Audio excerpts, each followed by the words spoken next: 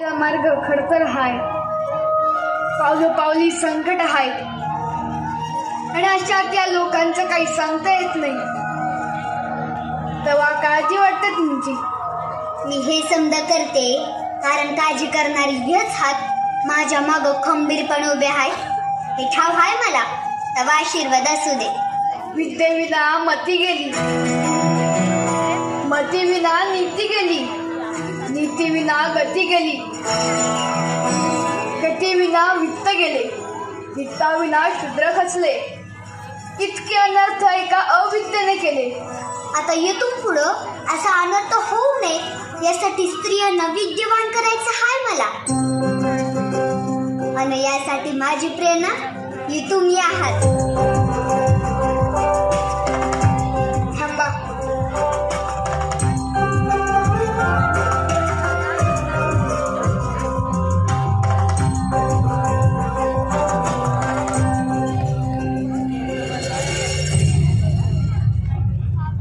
स्त्रियांना शिकवणार या. अहो शाणे धर्म बुडेल. कलियुगाची सुरुवात म्हणतात ती ही अशी. हे काही नाही. स्त्री शिक्षणाची जगाला काही एक गरज नाही. मायका शिकल्या तर डोक्यावर बसतील. अहो घर कोण सांभाळणार. मूल आणि मूल सांभाळण्यासाठी जन्म तिचा. शिकून काय जिंकायचे आहे ती काय. स्त्रियांची कुवतच तेवढी.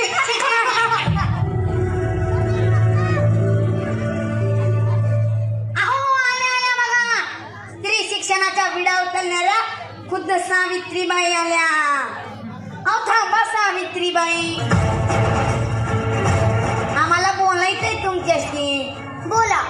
तुमच्या बायको आणि मुलीला दाखला घेताय का शाळेत. थांबा असं म्हटलं आम्ही. मुलींना शिकवणं थांबवून समाजाला उलट्या प्रवाहात पाहुण्यापासून थांबवा असं म्हणायचंय मला. स्पष्टपणे बोलतो. धमकीच समजा हवं तर ही मुलींची शाळा बंदच पाहिजे.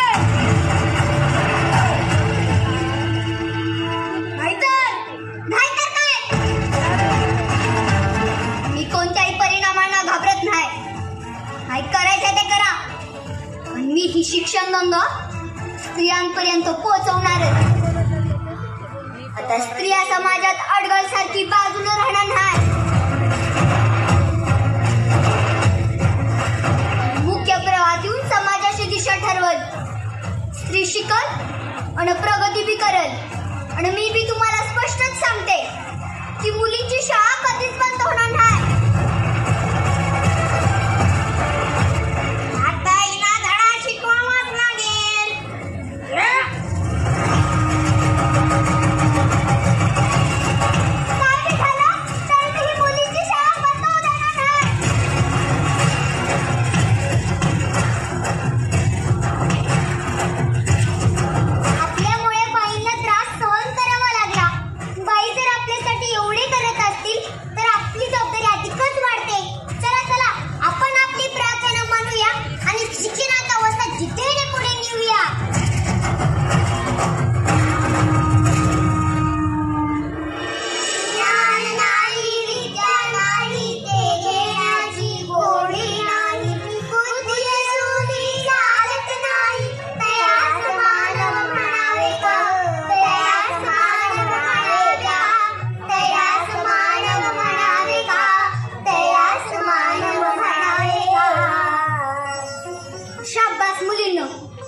तुम्ही खऱ्या अर्थाने सावित्रीच्या लेखी.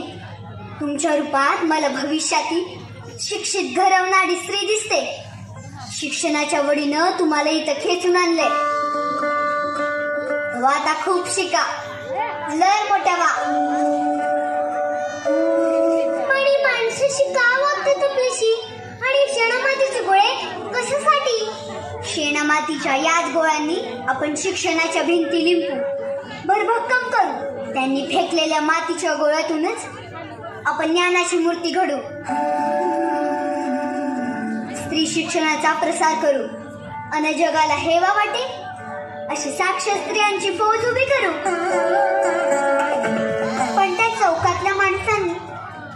शिकवू नये, शाळा बंद कराव्यात म्हणून तुमच्यावर दगड धोंडे मारले. याचा त्रास तुम्हाला सहन करावा लागलाच ना. अगं, शिक्षणाच्या प्रशस्त मार्गावरून चालत असताना अशा किरकोळ ठेचा लागणारच. तेव्हा हा मार्ग सोपा नसेल बी, पण चांगल्या कामात सुरुवातीला अडथळे असतातच ग. आपलं सोडा, टाकीचे गाव सोसल्याशिवाय खुद्द देवाला तरी देव पण येतं का तिन्ही? मग आपली काय गत? तुमच्याकडं मी एकच गोष्ट मागल, ती द्याल मला? हो. अगं हो म्हणण्याआधी ऐकाल तरी माझं. आज मला शेण, माती, दगड, धोंडे सहन करावे लागतात. उद्या तुमच्यावरही कदाचित शेण, माती, दगड, धोंडे पडतील. पण तुम्ही सगळ्या मुलींनी मला वचन द्या की असे गरजूनी विद्या शिकण्या जागे होऊन झटा. परंपरेच्या बेड्या तोडू नये, शिकण्यासाठी उठा. परंपरेच्या बेड्या तोडूनही शिकण्यासाठी उठा.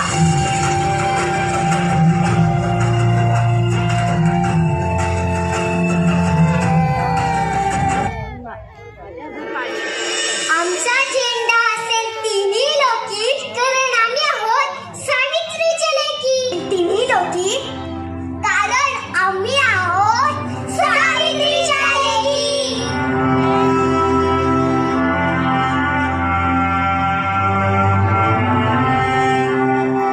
चला. दिनांक 1 जानेवारी 1848 रोजी भिडेवाड्यात पहिली मुलींची शाळा सुरू झाली. महिलांच्या शिक्षणासाठी त्या काळी क्रांतिज्योती सावित्रीबाई फुले यांनी अपार कष्ट सोसले.